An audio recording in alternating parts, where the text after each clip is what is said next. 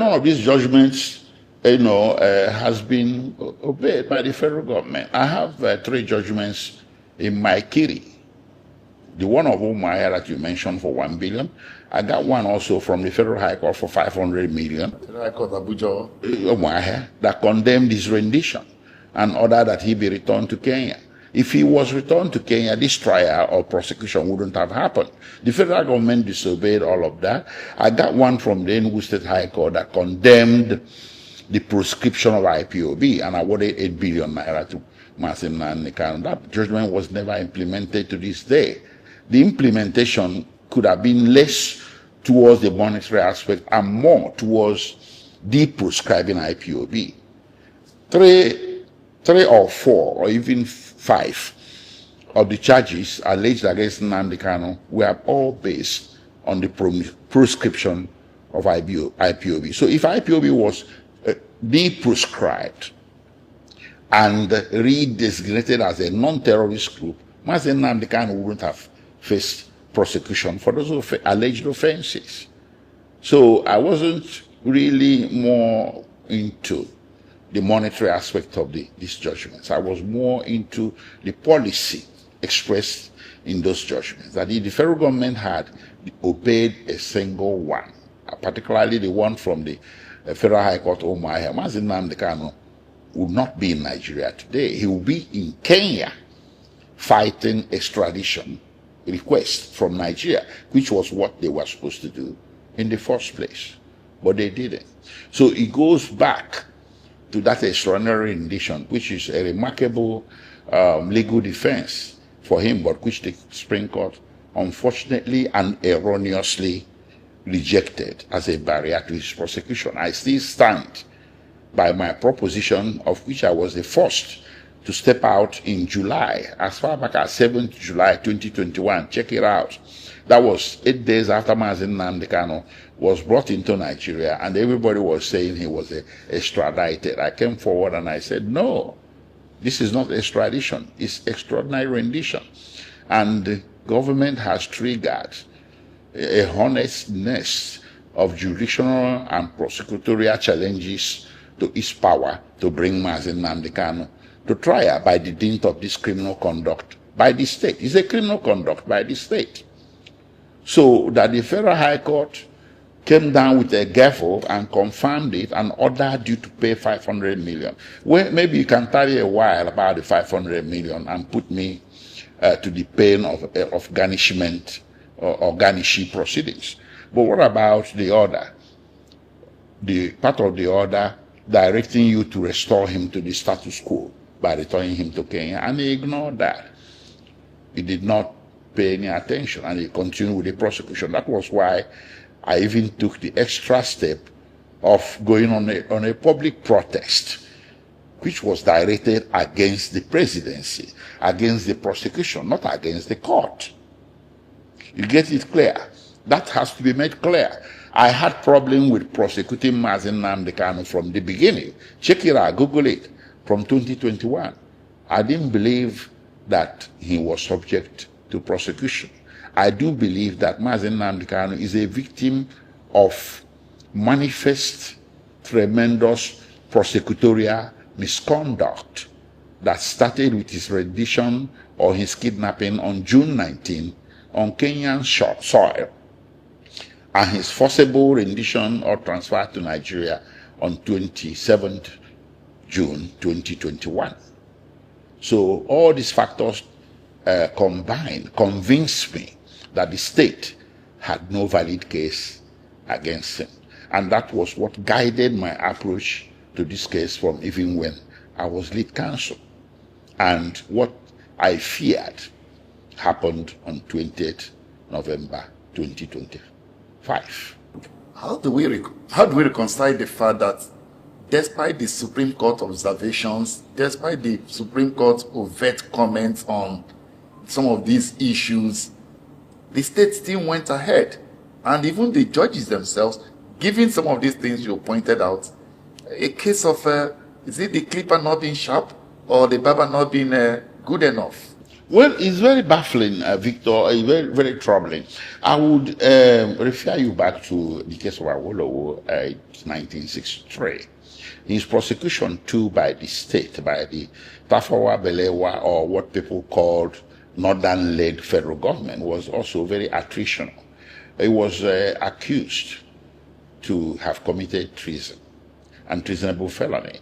Tell me, as a civilian, how possible it is for a civilian to overthrow a government. It has never happened anywhere. But Awolowo was accused and tried for attempt to overthrow the federal government, and he was convicted for that. And later on, when the judge, late Justice Show, a very capable judge of high integrity, wrote his memoirs, he confessed that in rendering that judgment, convicting Awolowo, yes, in rendering that judgment, convicting him and sentencing him, he felt that his hands were tied. What does that tell you? It tells you that the case was bigger than him. There are cases that can be bigger than judiciary. Cases that border on national security and high political content are better handled politically, such as that of Nelson Mandela as well. In the end, it proved bigger than the South African judiciary. It was resolved politically. So can we say Nnamdi Kanu's case falls under one of those cases that is bigger than the judiciary? Yes, Nnamdi Kanu's case was bigger than the judiciary. I said it from the get-go. If you gave it to the judiciary to handle it, to resolve it, it was prone to make error or make mistakes, because the overbearing weight of the state was too much to the point that it could tilt the scale of justice in the wrong way. The judiciary is not immune from a lot of things that you and I are also not immune from. So from the get-go, I was afraid that this matter was inappropriate to be resolved by the judiciary, that if you gave it to the judiciary to resolve, it could make a monumental error, and it happened. So cases like that of Mandela, and of course also he had that of Enahoro, he was also released from prison. He didn't serve his term. Mahatma Gandhi was convicted at some point in South Africa.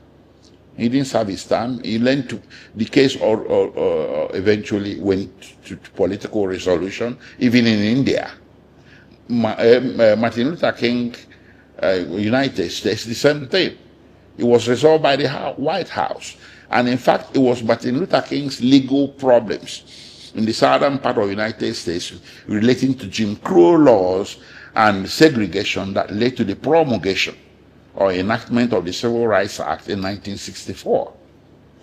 So eventually, the issue of segregation, discrimination, Jim Crow laws, and all those ills that were plaguing American society in the late 50s and early 60s were not resolved by the judiciary, but by the executive branch through a political process. Looking at your role as lead counsel at the time you did, by hindsight, is there anything you think you would have done differently? No.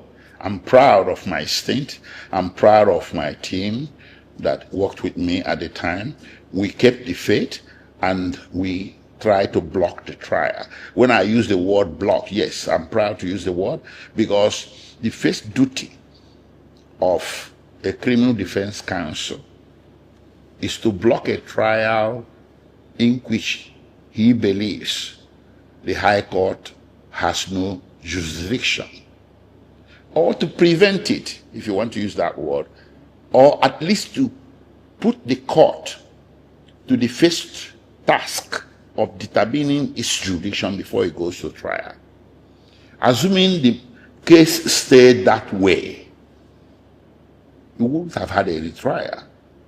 Justice Binta Monitor-Anyeko, in fairness to her, was ready to give us adjournment sine die to allow time for the Court of Appeal to determine whether she had jurisdiction or not. She said it in open court herself. So if what we were doing had continued and there was no change of baton, there wouldn't have been a trial. If there was no trial, there wouldn't have been any conviction and sentencing. But that is not to say that the council that took over and took the case to trial made a mistake. No, they didn't. They have a different strategy. They felt that the case had no merit to begin with. And I agree with them, because I was also a member of the team, a junior member, but a member anyway. I agree with them that the case had no merit. That was why I said at an interview that your words alone, spoken in Kenya, your words alone, spoken in Kenya or Britain, cannot be a basis for convicting you for things that occurred in Nigeria, and in which case nobody came forward to the court to say it is your words, those words you spoke in Kenya or Britain, that made me to kill someone in Nigeria. There was no such evidence before the court. So based on that, the senior lawyers that led our team from February or March 2025 believed that this case had no merit. And that was why they put it to the test of a full-blown trial.